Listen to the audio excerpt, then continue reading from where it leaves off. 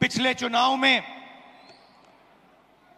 हमने कॉन्स्टिट्यूशन की रक्षा की, संविधान की रक्षा की थी। ये जो किताब है, इसमें भारत की हजारों साल की विचारधारा है। इसमें महात्मा गांधी, अंबेडकर जी, जवाहरलाल नेहरू, सरदार पटेल की आवाज गूंजती है, मगर इस किताब में बसवण्णा जी, नारायण गुरु, फूले जी, इनकी भी आवाज गूंजती है। और इसकी नींव, इसका foundation one man one vote. हर हिंदुस्तानी नागरिक को यह संविधान एक वोट का अधिकार देता है। पिछले चुनाव में बीजेपी ने कहा, मोदी जी ने, इनके नेताओं ने इस पर आक्रमण किया, हिंदुस्तान की संस्थाओं को खत्म करके इस पर आक्रमण किया। पिछले चुनाव में हमारे सामने एक सवाल उठा। लोकसभा का चुनाव हुआ, उसके बाद महाराष्ट्र का चुनाव होता है। लोकसभा में हमारा गठबंधन महाराष्ट्र के चुनाव को जीतता है और फिर 4 महीने बाद बीजेपी महाराष्ट्र में विधानसभा जीतती है। आश्चर्यजनक नतीजा था। हमने पता लगाया तो पता लगा कि 1 करोड़ नए वोटरों ने वोट किया विधानसभा में। 1 करोड़ नए लोग, जिन्होंने लोकसभा में अपना वोट नहीं डाला था, जादू से ये विधानसभा में वोट डालने निकल आए। और जहां भी ये नए वोटर आए, वहां पर बीजेपी चुनाव जीती। हमारे गठबंधन के वोट कम नहीं हुए, जितने हमें लोकसभा में मिले उतने ही हमें विधानसभा में मिले। और सारे के सारे जो वोटर बढ़ाए गए, वो बीजेपी के खाते में गए। उस दिन हमने डिसाइड किया कि कुछ ना कुछ दाल में काला है। कर्नाटक में हमारी जो सर्वेस थी, हमारी जो पोलिंग थी, हमें 15 या 16 सीट दे रही थी। हमारी पोलिंग के मुताबिक 16 सीटों में हम आगे थे, हमें जीतना था, और हम जीते 9 में। तो हमने सवाल पूछने शुरू किए, क्या सचमुच हम ये सीटें हारे थे? चुनाव आयोग से हम वोटर लिस्ट मांगते थे, electronic soft copy voter list की मांगते थे, वो मना कर देते। वीडियोग्राफी मांगी, उन्होंने नहीं दी, और फिर कानून बदल दिया, और फिर कहा कि 45 दिन के अंदर, 45 दिन के बाद वीडियोग्राफी को रद्द, खत्म कर देना चाहिए, डिस्ट्रॉय कर देना चाहिए। तो एक लोकसभा में हमने अपनी एनालिसिस शुरू की, बेंगलोर सेंट्रल की लोकसभा, और उसमें हमने एक विधानसभा चुनी, महादेवापुरा। और आपने मेरा कल प्रेस कॉन्फ्रेंस देखा होगा, उसमें हमने 100% साबित कर दिया है कि इलेक्शन कमीशन और बीजेपी ने मिलकर आपसे, कर्नाटका से लोकसभा चुराई है। महादेवापुरा में 6.5 लाख वोट हैं असेंबली में, और उसमें से 1,250,000 वोट चोरी किए गए हैं। मतलब 6 में से 1 वोट इन्होंने चोरी किया है। 5 तरीके से चोरी की गई है। डुप्लीकेट वोटर, मतलब एक वोटर अनेक बार वोटिंग कर रहा है, 4 अलग अलग पोलिंग बूथ में वोट डाल रहा है, 5-6 अलग पोलिंग बूथ में वोट डाल रहा है। ऐसे तकरीबन 12,000 वोटर हैं। फेक एंड इनवैलिड एड्रेस, मतलब इनका पता नहीं है या फिर 0 नंबर एड्रेस है। तकरीबन 40,000 ऐसे वोट हैं। बल्क वोटर, एक एड्रेस में 1 बेडरूम का घर है और उसमें 40-50 लोग रहते हैं, और जब उनको वहां हम ढूंढने जाते हैं, वहां पे कोई नहीं है, और घर का मालिक बीजेपी का लीडर। इनवैलिड फोटोज, 4,000 वोट जिसमें फोटो है ही नहीं, या इतनी छोटी फोटो है कि दिखाई नहीं देती। और 34,000, तकरीबन 34,000 वोट जहां फॉर्म 6 को मिसयूज किया गया है।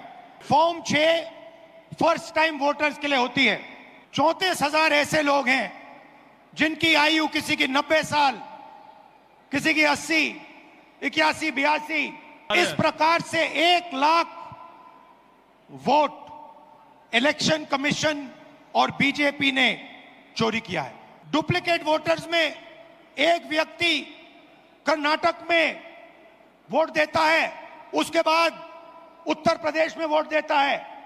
वोट देने का अधिकार उसको बेंगलोर में है, लखनऊ में है, वाराणसी में है, अलग अलग जगह देश में ये लोग वोट डालने के लिए ऑथराइज्ड हैं। मुझसे इलेक्शन कमीशन एफिडेविट मांगता है, मुझसे कहता है कि मुझे ओथ लेना है, ओथ लेना है। मैंने पार्लियामेंट के सामने, पार्लियामेंट के अंदर ओथ लिया है, इस संविधान के सामने ओथ लिया है, इस पे हाथ डालकर ओथ लिया है। और आज जब हिंदुस्तान की जनता हमारे डेटा को लेकर इलेक्शन कमीशन के वेबसाइट पर सवाल पूछ रही है, तो इलेक्शन कमीशन ने अपना वेबसाइट बंद कर दिया। मध्य प्रदेश, राजस्थान, बिहार के वेबसाइट बंद कर दिए हैं, क्योंकि वो जानते हैं कि अगर हिंदुस्तान की जनता ने इसी डेटा को लेकर सवाल पूछना शुरू कर दिया तो उनका पूरा ढांचा कोलैप्स कर जाएगा। मैं यहां इस स्टेट से गारंटी देके कह रहा हूं, हमारी मांग है कि इलेक्शन कमीशन हमें पूरी देश की इलेक्ट्रॉनिक वोटर लिस्ट दे, वीडियोग्राफी के रिकॉर्ड्स दे, और अगर ये हमें देंगे तो हम ये साबित कर लेंगे कि सिर्फ एक सीट नहीं चोरी हुई है, और सिर्फ कर्नाटका में नहीं चोरी हुई है, पूरे हिंदुस्तान में सीटें चोरी हुई हैं। इलेक्शन कमीशन बीजेपी का नहीं है, इलेक्शन कमीशन संविधान के लिए काम करता है। और कर्नाटक में सीट चोरी की गई है, 1 लोकसभा को हमने जांच करके निकाला है। मैं कह सकता हूं कि 1 से ज्यादा सीटें यहां चोरी हुई हैं। जो कॉन्स्टिट्यूशन का फाउंडेशनल आइडिया है, 1 मैन 1 वोट, इस पर इलेक्शन कमीशन और उसके सारे के सारे अफसर आक्रमण कर रहे हैं। इसका मतलब वो संविधान पर आक्रमण कर रहे हैं, हिंदुस्तान के गरीब जनता पर आक्रमण कर रहे हैं। और मैं उनसे कहना चाहता हूं, अगर आप सोच रहे हो कि आप इस पर आक्रमण करके बचोगे तो फिर से सोचो, टाइम लगेगा मगर हम आपको पकड़ेंगे, एक एक करके पकड़ेंगे। मेरी बात याद रखना, क्योंकि आप अगर इस पर हमला करोगे तो हम आप पर हमला करेंगे। ये हिंदुस्तान की आवाज है। याद रखिए, नरेंद्र मोदी 25 सीट की मार्जिन से प्रधानमंत्री हैं। 1 सीट हमने दिखा दी कि चोरी हुई है, 25 सीट वो 35,000 या कम वोटों से जीते हैं। अगर हमें इलेक्ट्रॉनिक डेटा मिल जाए, हम साबित कर देंगे कि हिंदुस्तान का प्रधानमंत्री चोरी करके प्रधानमंत्री बना है। पूरे देश को यह सवाल पूछना चाहिए कि इलेक्शन कमीशन इलेक्ट्रॉनिक डेटा और वीडियोग्राफी क्यों नहीं दे रहा है। मैं लीडर ऑफ ऑपोजिशन हूं, मगर मैं अकेला नहीं बोल रहा हूं। हिंदुस्तान की सारी राजनीतिक ऑपोजिशन की पार्टियां ये सवाल पूछ रही हैं, और इलेक्शन कमीशन को एकदम ये डेटा हमारे हवाले कर देना चाहिए। कर्नाटक में जो हमने डेटा निकाला है वो एक क्राइम का एविडेंस है। 6 महीने लगे हमें उस डेटा को निकालने के लिए। इतना बड़ा कागजों की पाइल थी। एक फोटो को लाखों फोटो के सामने कंपेयर किया है, हर एक नाम को चेक किया है, और हम मानते हैं कि हिंदुस्तान का पूरा जो डेटा है, इलेक्शन का डेटा है, वो एविडेंस है। और अगर उसको किसी ने डिस्ट्रॉय किया तो वो एविडेंस को डिस्ट्रॉय कर रहा है और उस क्राइम को आगे बढ़ा रहा है। और इलेक्शन कमीशन के लोगों को एक और बात माननी होगी, समझना होगा। हमें 1 सीट की सच्चाई निकालने के लिए 6 महीने लगे, मगर अगर आपने हमें डेटा नहीं दिया तो हम ये काम 1 नहीं 10, 15, 20, 25 सीटें में भी कर सकते हैं। पेपर कॉपियां हैं हमारे पास, आप छुपा नहीं सकते और आप छुप नहीं सकते। एक ना एक दिन आपको ऑपोजिशन का सामना करना पड़ेगा। हर ऑफिसर को और इलेक्शन कमिश्नर को यह बात अच्छी तरह समझ लेनी चाहिए। यहां पे एक लोकसभा चोरी की गई है, यह एक क्रिमिनल एक्ट है, कर्नाटक की जनता के खिलाफ एक क्रिमिनल एक्ट है। कर्नाटका की सरकार को इस क्राइम का इन्वेस्टिगेशन करना चाहिए और एक्शन लिया जाना चाहिए।